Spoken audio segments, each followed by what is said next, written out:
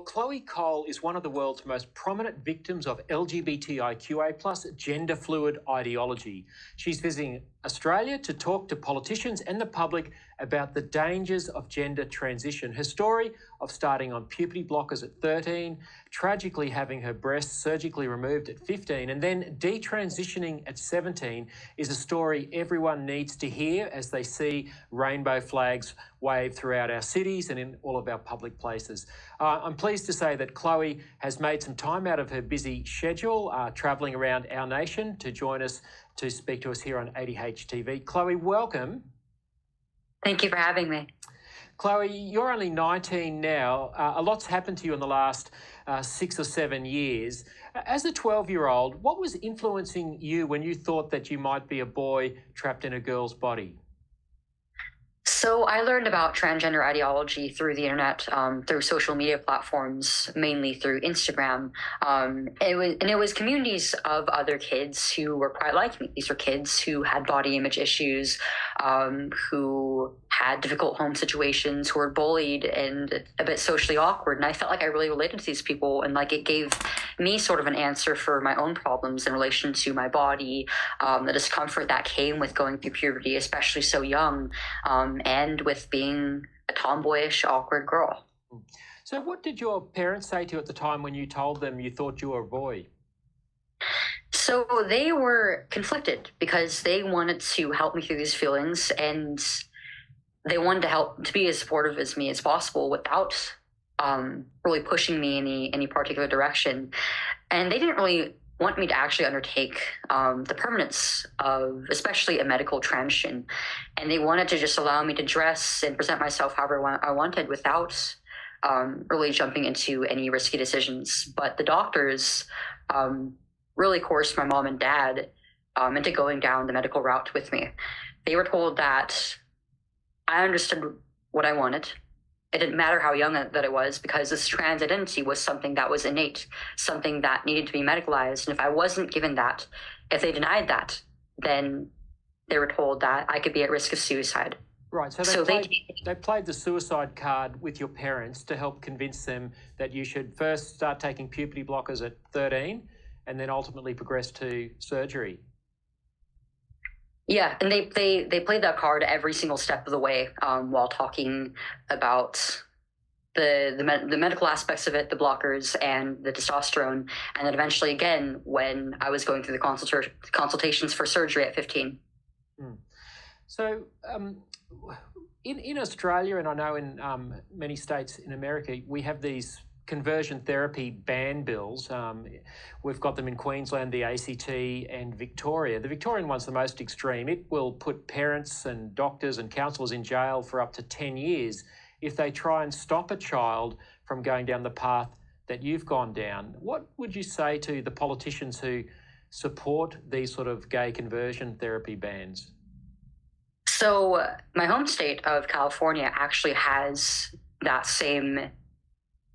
a very similar bill written, or similar law actually, that prevents healthcare providers from providing any sort of exploratory therapy. Anything other than the affirmative care model could be considered trying to convert a patient or child out of their transgender identity. And this is dangerous. So it leads to outcomes like mine, where patients and children and young men and women are only affirmed in their identity and led further down into the pipeline of the affirmative model. Whereas we could be exploring the underlying psychological issues that are causing the gender dysphoria and addressing that rather than jumping straight into transition. Yeah. I read that when you've given your testimony many times before parliamentary or congressional state legislatures, these sort of committees investigating the transgender issues. But your first endocrinologist actually tried to talk you out of this, but you went and got a second opinion, didn't you? I mean, so that first endocrinologist didn't push back against my identity. It was more, he said that the rationale was that I wasn't socially transitioned enough, which, I mean, that could mean anything. I mean, this entire premise is based on stereotypes around the sexes.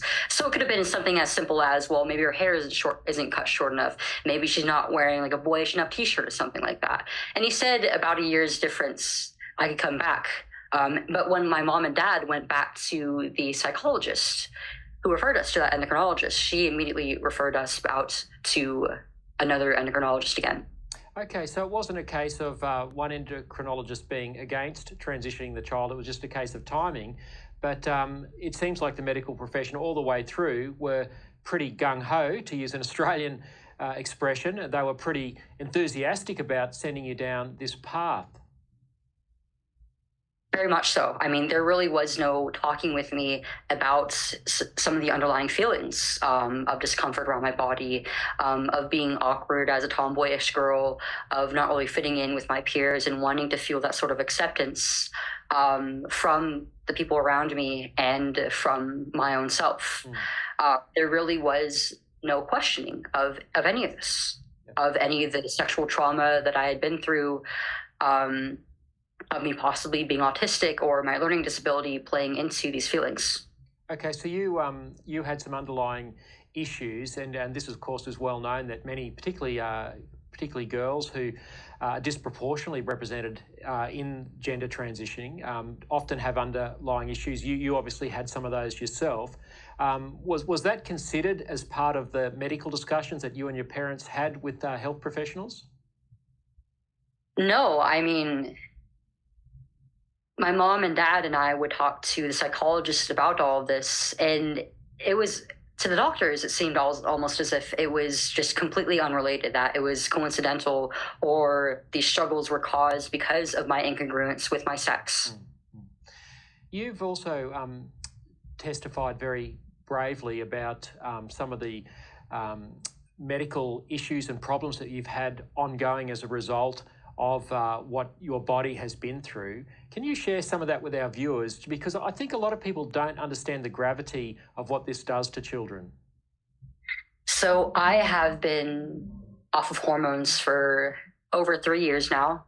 And from every single step of the process, actually, the puberty blockers, the testosterone, the surgery, and even the social transition, not a single part of it has been reversible. While I was on the blockers, I basically went into a childhood onset menopause, and so I was experiencing hot flashes. I was very uncomfortable. I would start sweating and itching and tingling, and have all these odd and uncomfortable sensations just like moving throughout my body. I was very lethargic. I was very emotionally numb during that phase where I was only on them and on them alone.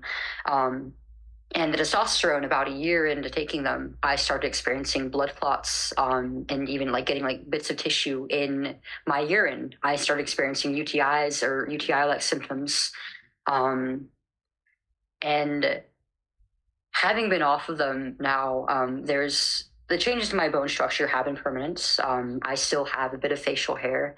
I still have to shave. I still have a bit of an Adam's apple.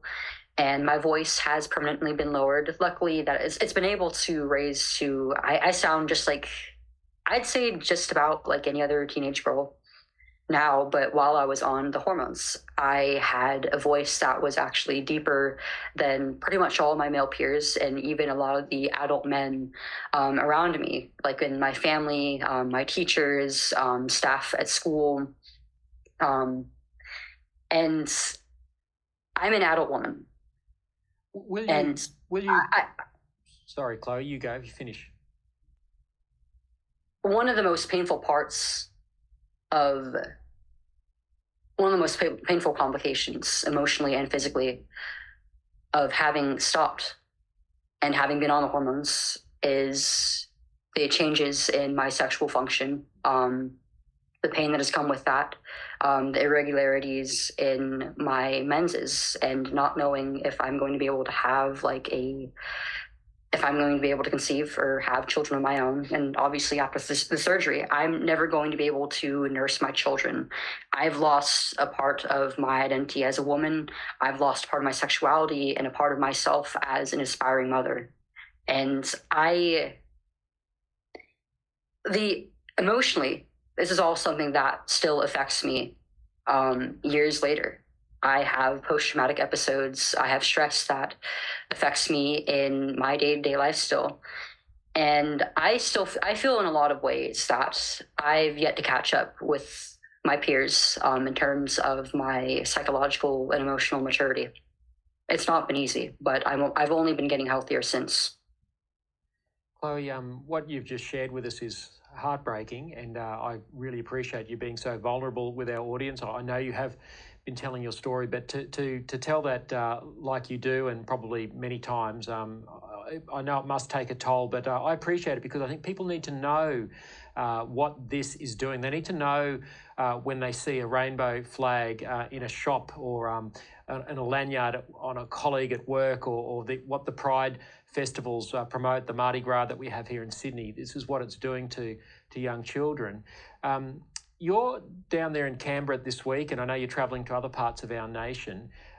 You've been speaking to politicians, presumably. Are they moved by what you're saying? And do you think it might cause them to start to speak up? Because very few politicians in this country will speak up. And that to me is a great tragedy. We've had the Cass review come out of England. It's very clear. The evidence is in. You're living proof of it, but there's plenty of evidence on the public record. What will it take for politicians to ban this sort of stuff and stop the harm of people like yourself? Unfortunately, I think it's going to take the stories of people like me who have already been harmed by it in order to make a move and stop this from happening again. And I could tell that these politicians, they were very moved. And I could see that in their faces, in their responses. And in my experience in the States, many of these politicians, even though they had their minds and their hearts in the right place, many of them were often scared to act on this issue because they didn't really feel empowered to be able to do so. And it's the stories of people like me, of the children, of the young men and women, of the families who are being affected by this, that encourage them to go forward and protect their communities. Yeah. I believe there's also a protest at one of your meetings. You were visiting with some politicians in the New South Wales Parliament. Did that disrupt your event at all? I didn't see any of it at all, luckily. Although while I was in the middle of giving my speech, I think I heard a heckler in the hallway, but it sounded like that the security dealt with them pretty quickly. Yeah. So what's your message then to Australian politicians, who many of whom have doubled down on this issue? There's a bill, as you know, in the New South Wales State Parliament, the equivalent of a state house in the US, to have another one of these conversion therapy bans, so-called. What's your message to Australian politicians? It's easy to think, well, this is coming from an American girl, let alone a California girl. It's crazy California, right? It can't be happening here. No, this is going on in your own communities. This is happening to at least one family, at least one child. And whether it be one child or 10 children, 100 or 1,000 children, this is a dangerous ideology, a mutilative, destructive practice that has no place anywhere on earth. Children everywhere deserve better. They deserve to be shown real love and compassion. They deserve to be told no. They deserve to have responsible adults around them who will lead them into lives as healthy, whole adults. Yeah. What's your message then to young people who are like you? Perhaps they might be 12 or 13 and they're struggling with their gender identity. What should they do? It's normal and healthy to have these reservations about growing up and all the discomfort that comes with going through puberty and the pain that comes with all the change. It's normal. And pain is a part of our lives that we have. It's a necessity. It helps us to grow as people. Don't ever think that anything that you're going through is unique to you or that you can't get through it without help from the people around you. And that help doesn't necessarily mean being affirmed in this idea that you're born in the wrong body or being told that, yes, you are of the opposite sex, you are who you identify as, and having people refer to you by your preferred name and pronouns. Because it's not you. The only person who you can be is yourself. And you can't live a lie every day about who you fundamentally are. It's okay to have these differences, to not feel like you're 100% like the women or the girls or the men or the boys around you. Because those things that make you different are the things that make you unique. And it's all gifts that one day you will grow to embrace, and those will be your strengths. Chloe, what's your view on how those of us who are clear about who we are biologically, but when we see people who are struggling and they are requiring us to use their preferred pronouns, this is more and more of a thing. How should we respond to those sort of requests? I think it's important to balance being compassionate and telling the truth to these people. It's important that they feel like they're being listened to, that they're accepted as who they are, but also that we push back on these ideas that they have about their identities, about being the opposite sex, because chances are they might not have somebody in their life who cares enough or is brave enough to give them that pushback that they need, especially children. I mean, no child, let alone any adult man or woman, deserves to believe that they were born in the wrong body and that they're sick, that they can only be fixed through experimental medicine. Very well said, Chloe. I really love the way you balance compassion with truth. Chloe, I just noticed in the news this week that back in the US, where you're from, the Biden administration is trying to overturn state laws with regard to, banning the administration of so-called gender-affirming care, puberty blockers, surgery, etc., hormones. It's going to the US Supreme Court for adjudication. This is still a red-hot culture war issue in the United States, isn't it? Yes, very much so. And I'm not surprised, but I'm also very confident that the side of truth and compassion will win over. Yeah, very good. Well, Chloe, I really appreciate you taking the time to speak with us today on ADH TV. Enjoy the rest of your trip to Australia, and I hope many, many people here in this country hear your message. Thank you so much. Thank you for having me. Take care.